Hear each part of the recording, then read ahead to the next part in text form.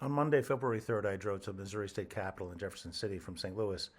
I went there to testify before the House Emerging Issues Committee on HB 35, a bill that would make Missouri's current ban on gender affirming care for transgender persons under the age of 18 permanent.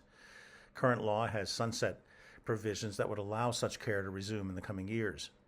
It was one of a number of anti trans bills that the committee would be hearing about that evening. I was not looking forward to it. Aside from the fact that the 2 hour drive is pretty tedious, I would be driving home after dark. And the older I get, the less I enjoy night driving. I will also admit that I get kind of intimidated when asked to be an expert witness in something like this.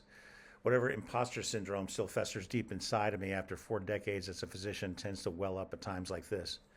Still, physicians with more direct expertise in caring for transgender children and adolescents have, in many cases, been discouraged from speaking publicly by their institutions.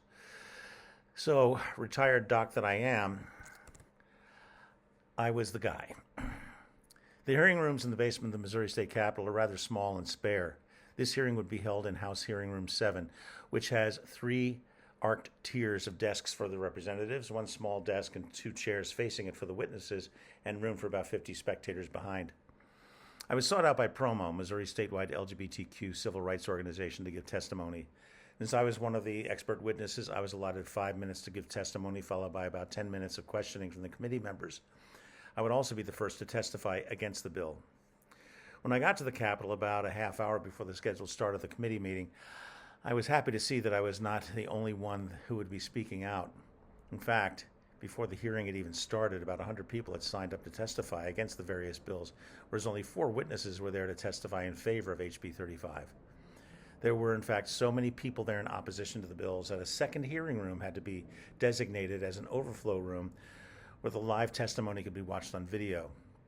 Since I was the first witness opposing the bill, I was instructed to find a seat in the hearing room as close to the witness desk as possible. In that hearing room itself, we were instructed not to cheer or applaud or make any outbursts. Thus, one advantage to being in the overflow room was that emotion could be expressed there quite freely. The hearing started about 15 minutes late, and before testimony on bills commenced, 3 other bills which had previously all had hearings were voted on. That took about 45 minutes. After this, the sponsors of HB 35 came up. Their presentation on the bill and subsequent questioning from the committee members took another 45 minutes. That part was, frankly, hard to listen to. Their contentions about transgender health care were wildly off the mark from both scientific and human perspectives. After that, testimony would be heard from supporters of the bill, alternating with opponents.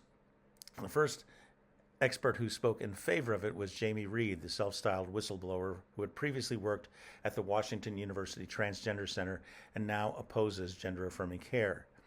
It is my understanding that she has given testimony many times and in many places, and their delivery is very professional. I have to say that following them was a bit daunting. Nevertheless, I was next. When I have been in this position, I don't generally write out a speech, which I then read from a piece of paper. I will just make some notes regarding the points I want to make, including a few statistics and pertinent facts. Frankly, these events always end up being a bit of a blur to me. I remember going in and coming out, but the actual time in it is I'm in a bit of a fugue state. The primary points I made were these. Transgender health care and gender-affirming care has a decades-long history of strong evidence to show that these interventions and treatments are not just life-altering, but are actually life-saving. The journey that a child and family undertake with gender-affirming care is a long and arduous one with constant check-ins with the medical and mental health professionals and plenty of off-ramps if the decision is made not to continue. A common objection to this care is that it is experimental, that it is not settled science. Well, the news is that in medicine there is no such thing as settled science. Last year I was diagnosed with prostate cancer and I had a robotic total radical prostatectomy. That is state of the art now. It may not be in 5 years. Does that mean I should have waited 5 years because something better might come along? No, of course not. And when a patient comes to me, I have to treat them with what we have now. For example, children who are getting care for cancer and leukemia often get care that might have been thought of as experimental once.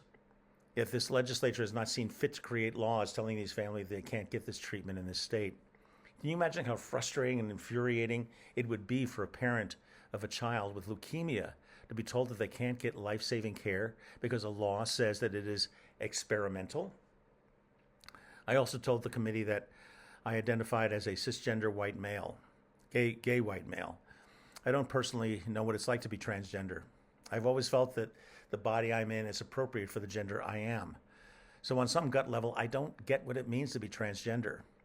Still, for over a half century, I have been explaining to straight people that I am gay. The response I've often gotten, especially from straight men, is often, how can you find another guy attractive? It just doesn't make sense to me. I just don't get it. What I've said to them is, you don't have to get it. You just have to get that I get it. And if someone is transgender and wants my help, I don't have to get being trans.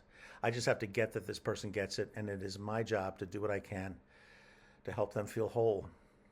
When someone tells us who they are, our default reaction should always be to believe them. When I was done, I walked over to the overflow room so that someone else could use my chair in the hearing room. When I walked in, I was greeted by a loud round of applause. The group there, which had just watched my testimony, smiled. They shook my hand. They patted me on the back. They thanked me. I was so moved and humbled and, frankly, relieved. I grabbed a bottle of water and a couple of snacks from a box that someone had brought. I hadn't eaten in about 5 hours, and I sat down to watch more testimony. The atmosphere in the room was jovial and boisterous, a far cry from the quiet, somber tone of the hearing room proper. I was just so happy and content to be among my people. A couple of days ago, the House Emerging Issues Committee voted along party lines 10-4 to advance HB 35 to the entire House. It will likely pass. So, I spent pretty much an entire day in Jefferson City or driving or preparing testimony. I'd not slept well the night before. Did I waste my time? Did I make a difference? No, and yes, respectively.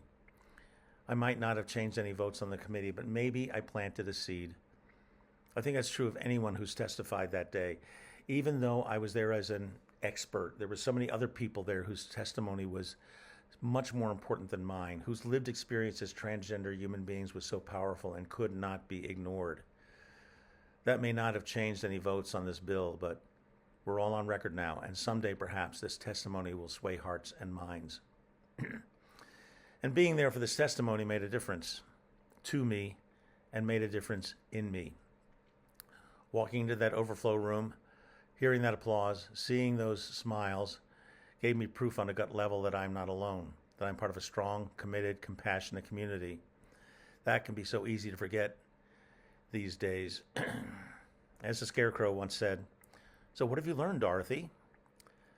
I've learned that once again how important it is to do something, anything, even when we know that the immediate outcome is not going to be what we want. Maybe because we may find something else there, something even more important: friends, purpose, community. It is not easy right now for us to feel impotent. It is so easy for us right now to feel impotent, unimportant, useless. That's what they want us to feel. So each of us needs to figure out, what can I do right here, right now? Testify at the state capitol, attend school board meetings when someone is trying to block books, ban books, collect clothes and household goods for a refugee family who can't get resources elsewhere, email or call our congressional and state representatives, volunteer to staff an LGBTQ helpline. Despite what the Borg said, resistance is not futile. Whatever your thing is, find it and do it, and to the extent you feel safe doing so, tell everyone about it. You'll be glad you did.